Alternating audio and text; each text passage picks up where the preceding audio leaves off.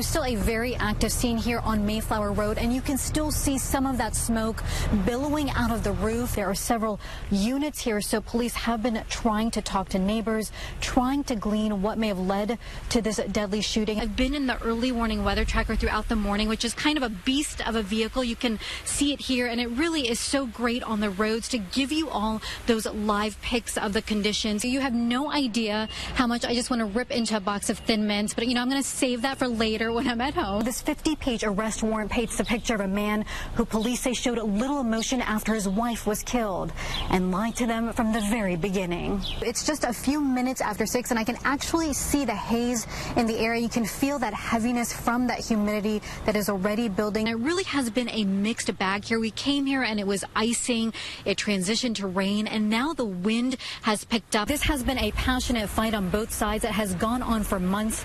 Now the families are hoping those 7 justices will reverse that decision made last year to dismiss the case. The U.S. Coast Guard says they have been working very hard to break up that ice jam down in Essex, and they say it is a painfully slow process, but they are making progress, and they're expected up here in Haddam today.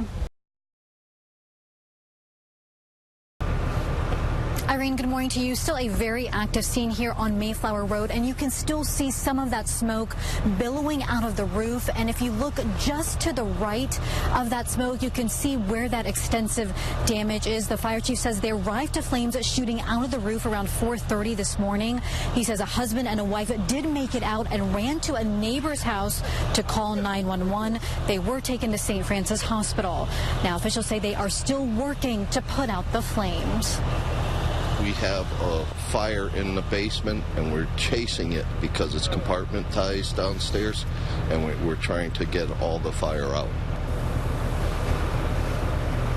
The fire chief who you just saw there believes that this house is a total loss. He says the fire marshal is here investigating what sparked this fire. Of course, we'll bring you the very latest on air and on our Channel 3 app.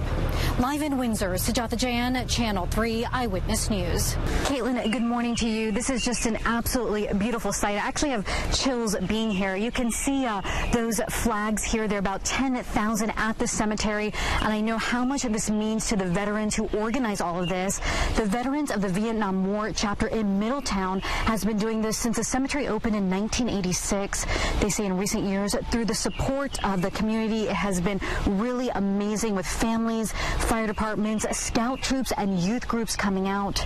I spoke to a mom who brought her daughter and 2 nieces. She says this is what this weekend is all about. This is our time to come out and say thank you and to show our respect to all these men and women who served and are now here, and we don't want to forget them. Some interesting history about Memorial Day. The holiday was initially just for those killed in the Civil War. It wasn't until we entered World War I that the tradition was expanded to include those killed in all wars. Memorial Day officially became a federal holiday in 1971. Now, there will be a ceremony here tomorrow. If you want to come by, that's at 2. Or if you just want to come by and pay your respects, it really is such a serene and peaceful place to be. And, of course, there are many ceremonies and memorials going on across the state. We've got a full list on our website, WFSB.com. Live in Middletown, Sujata, Jain, Channel 3 Eyewitness News. The whole car was in flames. I mean, it started popping, pow, pow. I saw the car just blazing, like it was totally engulfed in flames, and the telephone pole was also on fire. 3 teenagers killed in a flash. Neighbors rushed to the scene to help, but Nancy Santiago tells us it was too late. I hear the bam, so I ran. By the time I got to the corner, I hear the people screaming. By the time I got here, you could tell the screaming went lower and lower and lower. And there was nothing that I could do. The emotional night turned into a devastating morning as parents learned of their life-changing loss. I spoke to the parents. I stood here and I tried to calm the parents down. And what can I say? Manchester police say the crash happened a little after 1 this morning on Center Street. They say the car burst into flames, killing the 3 in the back seat instantly. I was totally shocked. It's not the first time a car has came around the corner and crashed into that telephone pole, but this is by far been the worst one. Police say the car was going east on Center Street when it crashed into the utility pole. While it is very early in the investigation, they believe the driver may have been speeding. We're certainly looking at that as a potential factor, but again, this will all be under investigation to try and figure out exactly why it happened. But at this point, we haven't made any determination as far as the actual reason. Meanwhile, neighbors say they are thinking of the families as they come to grips with what happened. My heart just breaks for their families. I see their families pulling up and hugging each other and crying, and it just makes me want to cry too. In Manchester, Sujata Jain, Channel 3 Eyewitness News. Now to a Channel 3 exclusive. Defying the odds, just a year and a half after she was paralyzed, a young woman from Wolcott is gearing up for Saturday's Hartford Marathon. And she credits part of her training to a device only being used at Gaylord Hospital. Channel 3 Sujata Jain has her inspiring story. 25-year-old Jillian Harpin is a determined young woman. There's nothing you really can't do. And that determination has been pushed to the limit. There are times where I will break down and like, why has this happened to me? It's not really fair. I'm a really good person. But I try to limit those to moments. Last April, while vacationing in Mexico, Jillian fell off a hotel balcony.